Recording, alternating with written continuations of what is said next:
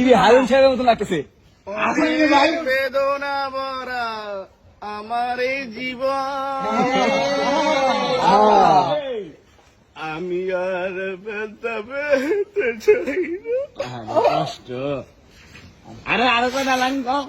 অনেক বেদনা ভরা আমার এই জীবন, আমি আর ব্যথা পেতে চাই না।